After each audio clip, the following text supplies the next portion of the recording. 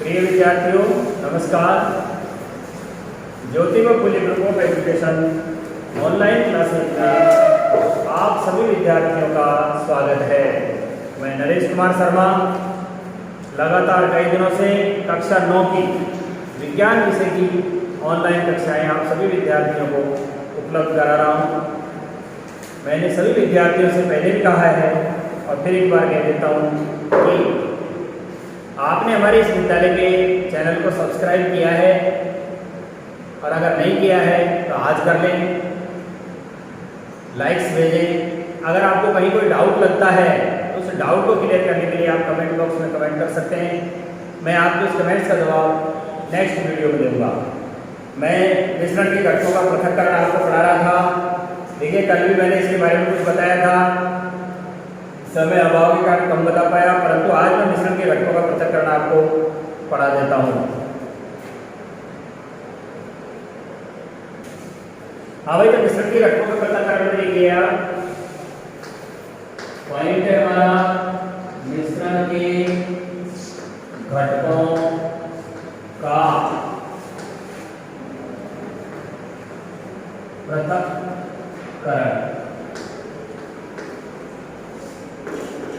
देखिए वातावरण में जो भी वस्तुएं हमको दिखाई दे रही हैं, हमारे चारों ओर बहुत सारी जो वस्तुएं हैं वो सभी के सभी पदार्थ मिश्रण के रूप में पाए जाते हैं और इन मिश्रणों में से दो या दो से अधिक पदार्थ या अवयव आपस में क्या होते हैं, मिले हुए होते हैं।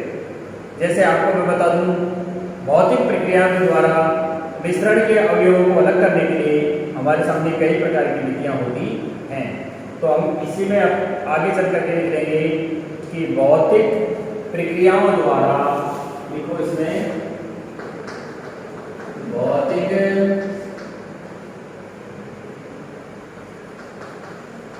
प्रक्रियाओं द्वारा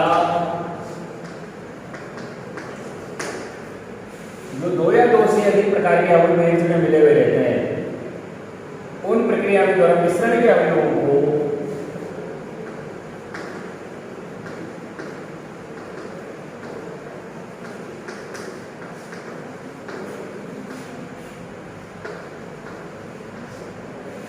अलग करने के, क्या करने के, अलग करने के कई सारे फार्मूले हमारे पास हैं, कई सारी विधियां हैं। जैसे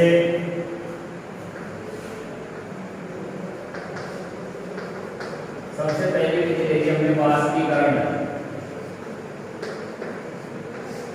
कौन सी विधि? वाष्पीकरण। इसके बारे में मैं आपको बता चुका हूँ। भाप बना करके उड़ा देना, निस्यंदन है, आसवन है, निस्यंदन छानना, आसवन वाष्प बना करके और ठंडा कर लेना। आसवन का मतलब होगा भाप बनाई, उसको क्या करके हमने ठंडा कर दिया। ऊर्ध्वपातन, आपके इंद्रियकरण। ऊर्ध्वपातन का मतलब है सीधाई, ठोस से गैस में और गैस से सीधाई इसमें बढ़ा देना, ठोस में परिवर्तित कर देना, ऊर्ध्वपातन कहलाता है। आपके इंद्रियकरण, आपके इंद्रियकरण का मतलब होता है हल्के कणों को ऊपर सतह पर तैरा देना और भारी कणों का पहले में बिठा देगा, जिससे मक्खन, छाछ से मक्खन अलग किया जाता है। इसको कौन सी विधि के नाम से जानते हैं? आपके इंद्रियकरण के बाद जानते हैं। द्रवीकरण है, वर्ण लेखन है, द्रवीकरण, वर्ण लेखन, द्रवीकरण है, वर्ण लेखन है और उसके अलावा बहुत सारी विधियां हैं। प्रभाजी आसवन है, क्रिस्टलीकरण है, प्रभाजी आसवन,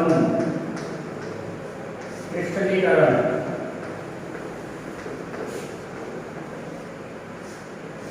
बहुत सारी विधियों के द्वारा क्या कर सकते हैं हम, भौतिक क्रियाओं के द्वारा मिश्रण के अवयव होते हैं ना, उनको हम आपस में क्या कर सकते हैं, अलग अलग कर सकते हैं।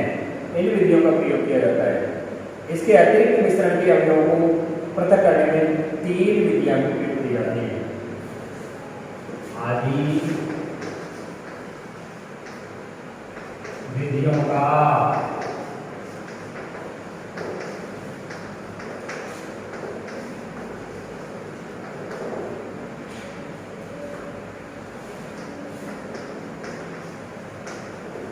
इसके अलावा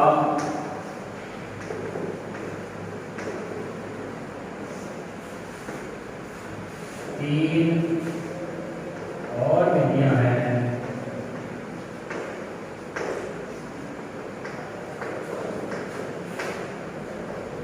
जिनका उपयोग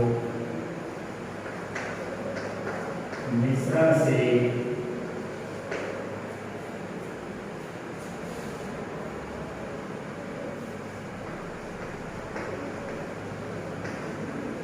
अवयवों को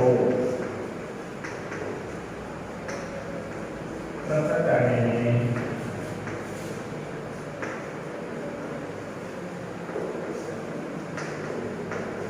किया जाता है।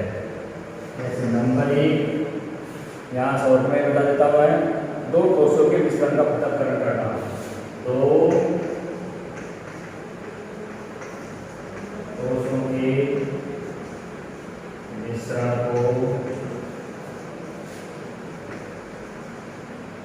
पृथक करना। दो ठोसों के मिश्रण को क्या करना? आपस में दो ठोस मिलने वाला करना। एक ठोस और एक द्रव के मिश्रण को पृथक करना। एक ठोस तथा एक द्रव के मिश्रण को पृथक करना। और दो द्रवों को आपस में मिला दें तो उनके मिश्रण को पृथक करना।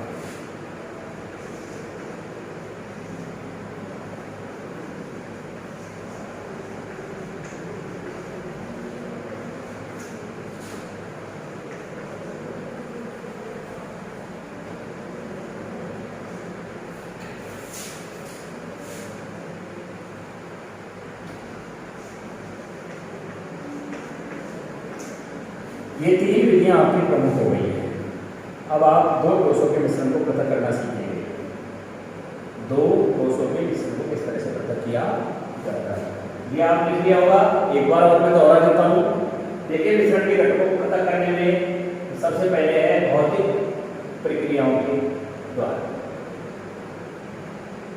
भौतिक प्रक्रियाओं के द्वारा मिश्रण के अवयवों को पृथक करने के लिए वाष्पीकरण है, निस्यंदन है, आसवन है, ऊर्ध्वपातन है, अपकेंद्रीकरण है, द्रवीकरण है, वर्णलेखन, प्रवाही आसवन, स्पष्टीकरण आदि बहुत सारी विधियों का प्रयोग किया जाता है।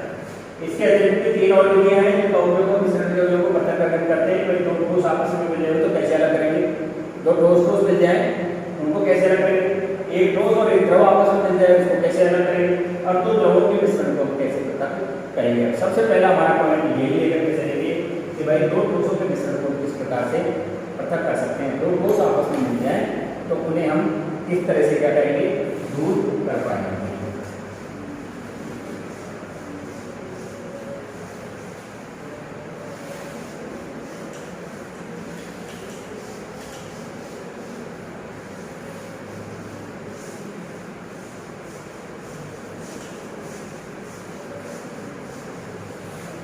पहला पॉइंट डालो भाई, दो ठोसों के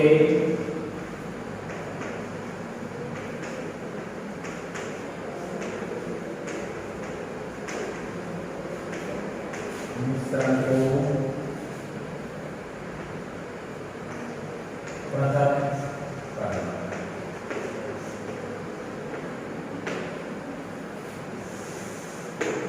पहला पॉइंट पढ़ करके आते। देखिए, जैसे दो ठोसों के मिश्रण को पृथक करने के लिए हम निम्नलिखित विधियों का प्रयोग कर सकते हैं। कौन कौन सा?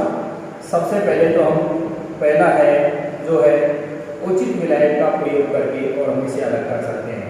दूसरा, हम ऊर्ध्वपातन की प्रक्रिया को भी काम में ले सकते हैं। और दूसरा है चुंबक का प्रयोग करके हम इन्हें अलग अलग कर सकते हैं। सबसे पहला है उचित विलायक के प्रयोग के द्वारा पृथक करना। देखिए, दो ठोसों के पृथक करने हेतु हम कुछ विधियों का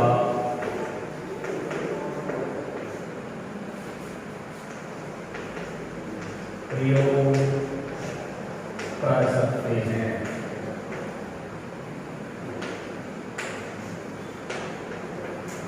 जैसे सबसे पहली बात है उचित विलायक के प्रयोग द्वारा पृथक्करण करना। नंबर एक, उचित विलायक के प्रयोग द्वारा पृथक्करण करना। एक बात हो गई भाई। नंबर दूसरी बात में लिखेंगे हम कि ऊर्ध्वपातन की प्रक्रिया द्वारा, ऊर्ध्वपातन जो मैंने अभी भी आपको बताया था, ऊर्ध्वपातन प्रक्रिया द्वारा पृथक्करण करना। ये विधि नंबर 2 हो गई। और तीसरी विधि है हमारी, तीसरी विधि का नाम है चुंबक के प्रयोग के द्वारा पृथक्करण करना। चुंबक के प्रयोग द्वारा क्या करना भाई? पृथक्करण करना। ये तीन चीजें हमारे सामने आ गई हैं। अब सबसे पहले हमें उचित विलायक के प्रयोग द्वारा, नंबर एक, उचित विलायक के प्रयोग द्वारा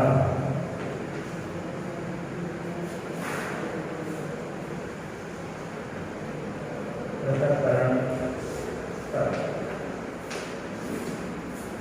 पहली विधि आप काम में लेंगे।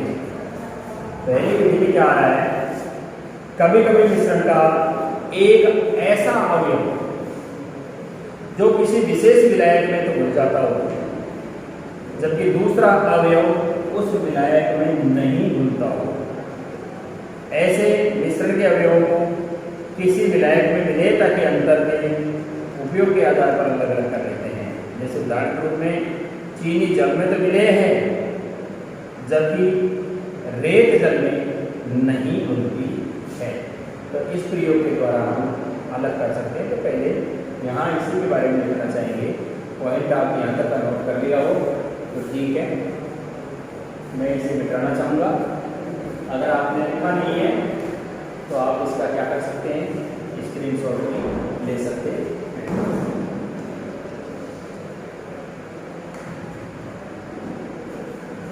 उचित विलायक के प्रयोग द्वारा पृथक्करण करना। तो सबसे पहले लिखना चाहो कि कभी कभी मिश्रण का एक अवयव,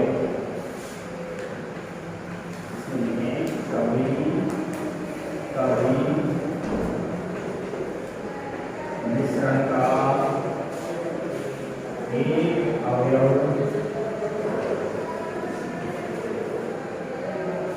विलायक के, अर्थात किसी विशेष विलायक में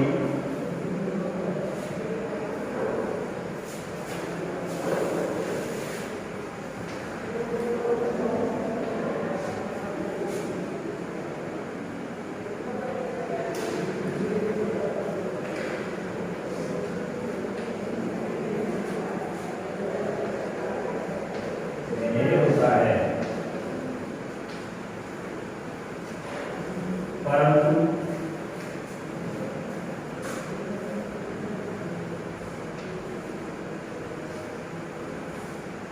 दूसरा अवयव उस विशेष विलायक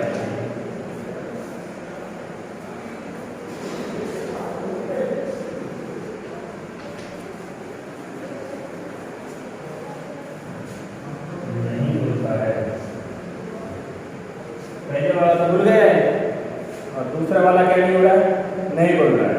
अर्थात इस विलेयता के अंतर का उपयोग करके हम दो कोषों को पृथक कर सकते हैं। अर्थात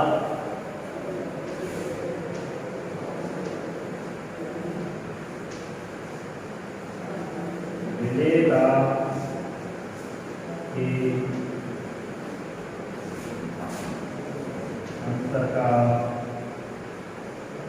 उपयोग करके हम दो दोषों को पृथक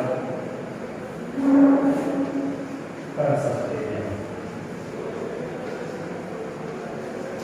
यहाँ तक लिख दिया हो, ऊपर वाला मिटा रहा हूँ वही।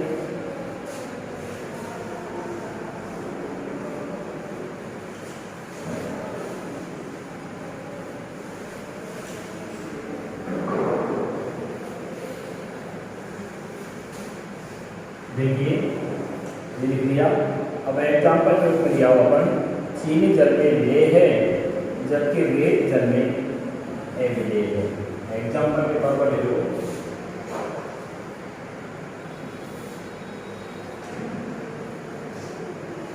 चीनी जल में ले है जबकि रेत जल में ले नहीं है। आप पानी को भरोगे उबलेगी नहीं। अगर कुछ दिन घुलती है फिर नमक के कण अपने आप उससे क्या हो जाएंगे, अलग हो जाएंगे। थोड़ी देर इस पर रख दिया तो हम क्या देखेंगे, हम देखेंगे कि रेत के कण अपने आप ही क्या होते जा रहे हैं, अलग होते जा रहे हैं। इस बात से आपको इस बार पता चल रहा होगा कि किस तरह से इस तरह के मिश्रणों को हम क्या कर सकते हैं, पृथक कर सकते हैं। तो हम कैसे पृथक करेंगे, चीनी और रेत के मिश्रण को पृथक करने के लिए जल विलायक के रूप में हम प्रयुक्त करेंगे। यहाँ चीनी और रेत को अलग अलग करने के लिए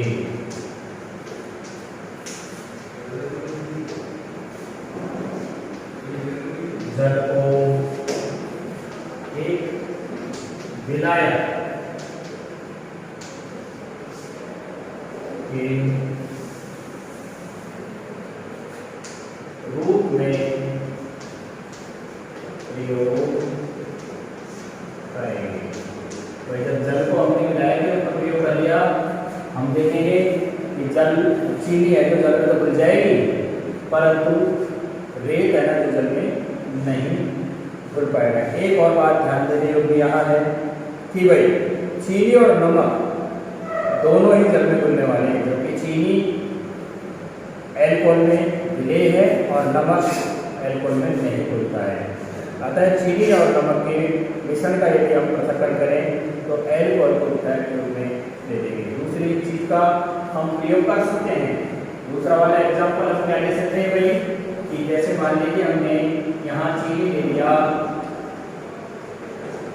और NaCl को पृथक करना है। हमें इन दो चीजों को पृथक करना है, ये चीनी हो गई और ये नमक। इन दोनों दोषों को मिला दिया, सोडियम क्लोराइड के क्रिस्टल है और यहाँ चीनी के क्रिस्टल, दोनों तरह के हमने क्रिस्टलों को मिला दिया। अब उन्हें हम पृथक करने के लिए क्या करेंगे, तो उन्हें पृथक करने के लिए आगे भी मैंने आपको बताया था, देखिए ये H2 में मिल जाती है, चीनी H2 में मिल जाती है और नमक भी H2 में मिल जाता है। अगर दोनों को मिलाकर के हमने घोल दिया तो दोनों ही घुल जाएंगे। अब दोनों घुल जाएंगे तो फिर दोनों को ही क्या है, हम अलग नहीं कर सकते। लेकिन चीनी एल्कोहल में तो घुल जाती है, लेकिन नमक है ना एल्कोहल में नहीं घुलता है, मिट्टी तेल में भी नमक नहीं घुलता है। आपने देखा होगा, यदि मान लीजिए इसको हमने प्रयोग कर दिया, इसके साथ H2 विलायक ले रहे हैं और यहाँ भी हम प्लस में H2 विलायक ले रहे हैं, इन दोनों स्थितियों में क्या हो जाएगा, ये दोनों घुल जाएंगे और अलग नहीं हो पाएंगे। लेकिन यदि मान लीजिए इसके साथ हमने C2H5 OH का प्रयोग किया, ये एल्कोहल का सूत्र है, C2H5 OH का यदि हमने प्रयोग कर दिया तो ये इसमें तो घुल जाएगा। लेकिन अगर हम NaCl को इसमें घोलना चाहेंगे तो NaCl इसमें नहीं जुड़ेगा। इस तरह से हम नमक और चीनी जैसे दो ठोसों के क्रिस्टलों को क्या कर सकते हैं, हम अलग अलग कर सकते हैं। तो यही हमारा पॉइंट था कि उचित विलायक का प्रयोग करके और हम क्या कर सकते हैं, दो ठोसों को पृथक कर सकते हैं। अगर सूत्र समझ में नहीं आया हो आपके तो मैं यहाँ इसको लिख देता हूँ। ये तो चीनी है, ये पानी हो गया, चीनी पानी दोनों को मिला देंगे तो हम अलग नहीं कर पाएंगे। इसको नमक भी पानी में घुल जाता है, ये नमक है और ये आपका जल है। इन दोनों का घोलेंगे तो विलायक विलय बढ़ जाएगा, लेकिन ये दोनों अलग नहीं होंगे। लेकिन यदि हमने विलायक रूप में इसको प्रयोग ले लिया एल्कोहल, यहाँ मैं लिख देता हूँ नमक एवं चीनी जैसे ठोस क्रिस्टलों को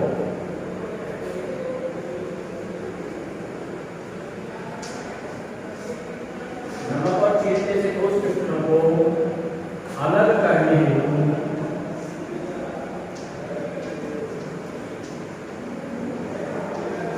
H2O एक अच्छा विलायक नहीं है।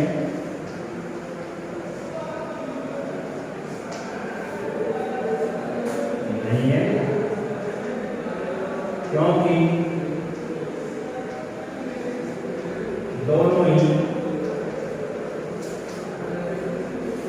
H2O में विलय हैं। यहाँ हमें एल्कोहल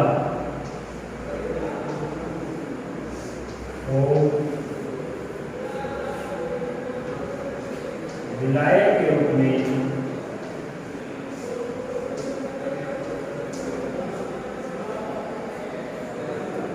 देना पड़ेगा।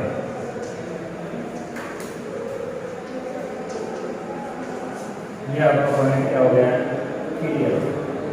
अब नंबर 2 आ गया आपका ऊर्ध्वपातन। ऊर्ध्वपातन से तात्पर्य है, मैं आपको बता चुका हूँ कल परसों भी कि ऊर्ध्वपातन क्या है। पार्ट में पहले मैंने बताया था कि ठोस का सीधे ही गैस अवस्था में परिवर्तित हो जाना ऊर्ध्वपातन कहलाता है, और गैस का संघनन करने पर सीधे ठोस में परिवर्तित हो जाना विक्षेपण कहलाता है। तो आप इसे लिख लिया हो तो आप मैं इसे मिटा दूंगा।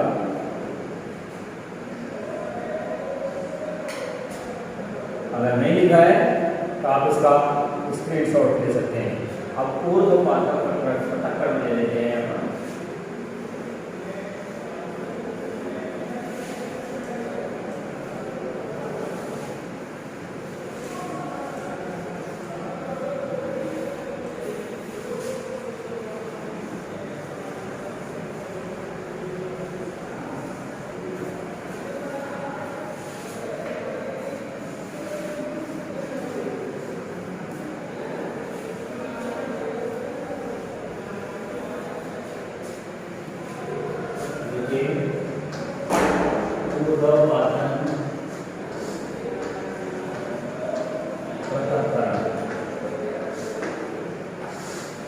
मैंने बार-बार पहले भी बता दिया आपको कि ऊर्ध्वपातन का मतलब क्या होता है। ऊर्ध्वपातन का मतलब के बारे में आपको बता दिया कि ठोस को यदि हम तापमान देते हैं तो सीधा ही गैस अवस्था में बदल जाता है, और पदार्थ का इस प्रकार सीधा ही ठोस से गैस में परिवर्तन होने का वो ऊर्ध्वपातन कहलाता है। जैसे नौसादर है, फिनोल्फ्थलीन है, और क्या नाम से कपूर है, NH4 अमोनियम क्लोराइड जिसको बोलते हैं।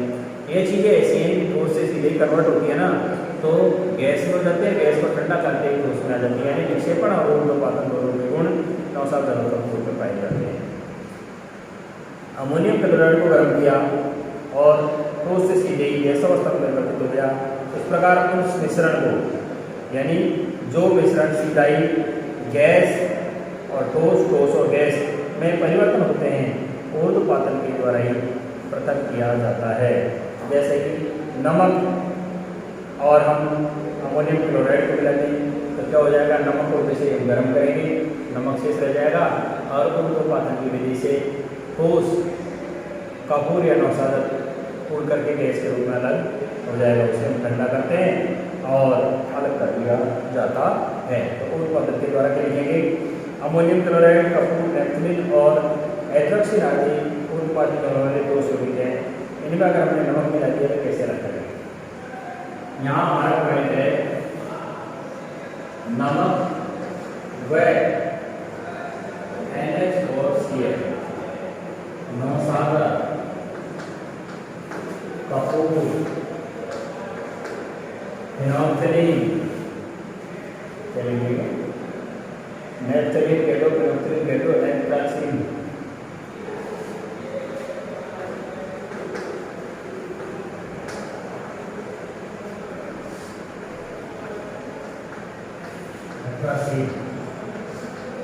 आदि को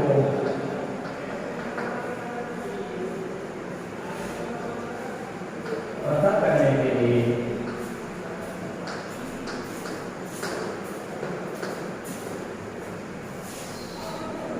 ऊर्ध्वपातन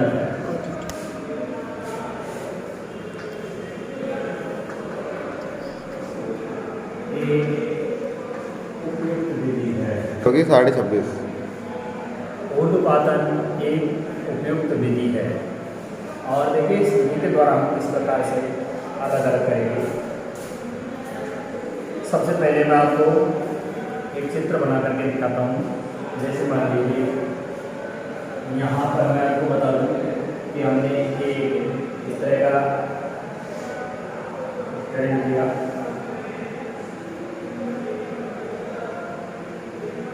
ये स्टैंड ले लिया, स्टैंड के ऊपर हमने एक जालीदार प्लेट रखी,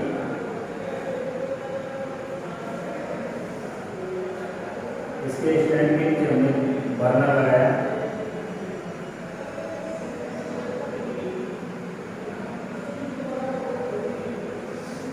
ये हमारा गैस बर्नर है, गैस पाइपलाइन हो गई, इसका रेगुलेटर हो गया और ये हमारा एक बर्नर हो गया। यहाँ एक हम क्या करते हैं, इस तरह से चाइना से लेते हैं और ये जालीदार प्लेट ऊपर हमने क्या कर दिया है, चाइना से छोड़ दिया है।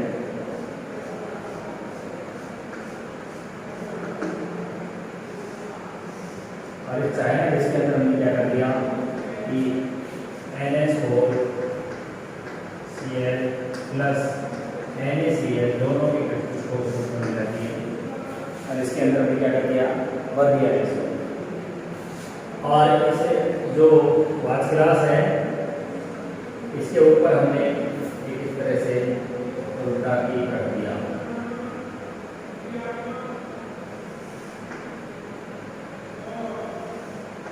एक इसके ऊपर हमने उल्टा की कर दिया। अब क्या कर रहे हैं, इसके अंदर तो भरे पदार्थ है, यहाँ से जैसे ही हमने गैस बर्नर को चालू किया गर्म होने लगता है, पदार्थ गर्म होने के बाद मिलता है, इसके ऊपर हमने ध्यान लगा दिया,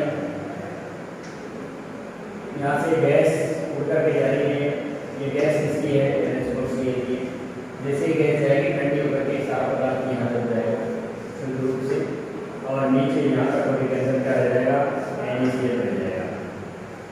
यानी नमक और कपूर, नौसादा, जो भी है, इन्हें हम इस विधि के द्वारा क्या कर सकते हैं भाई, इस विधि के द्वारा अलग अलग कर सकते हैं।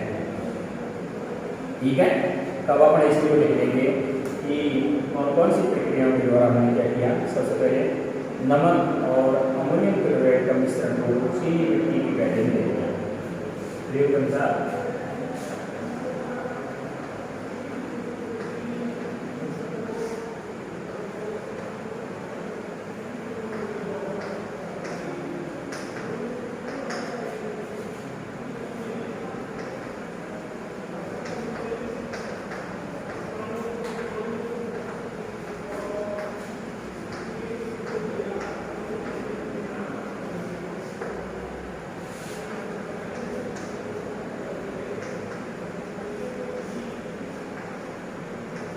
में लेकर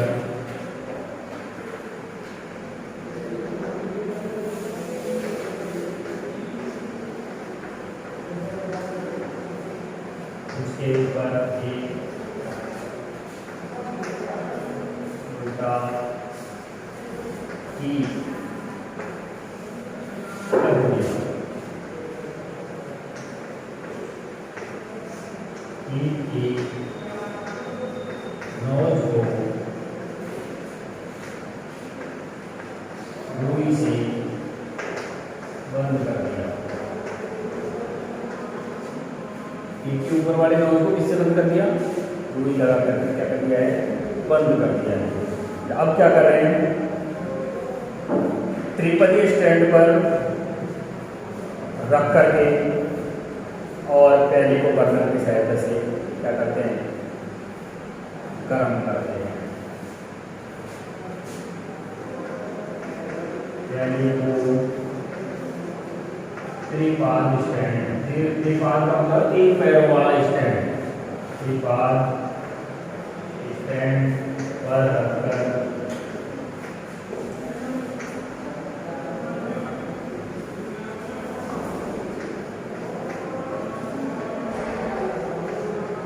बर्नर की सहायता से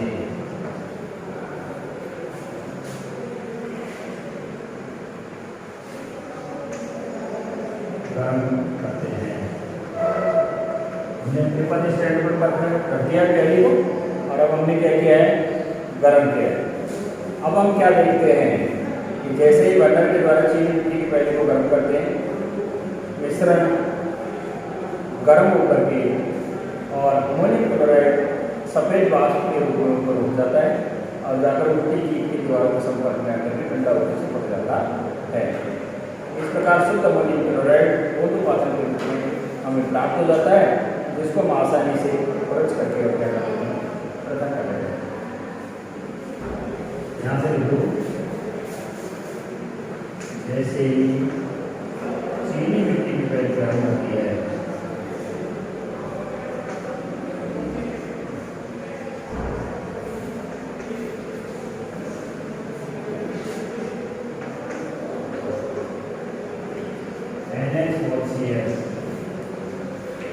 NH4Cl सफेद हुए के रूप में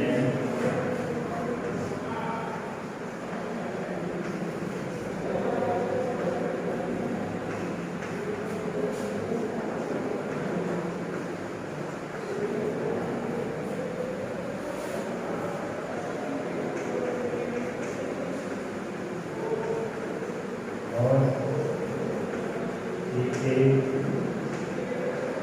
वाले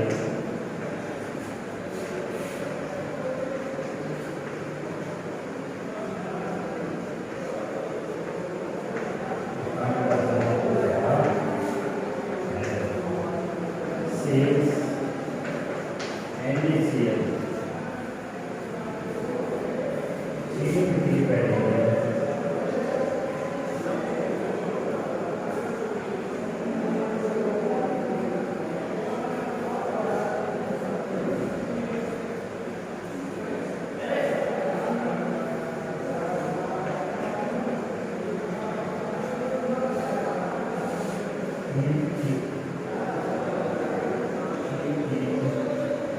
नॉल से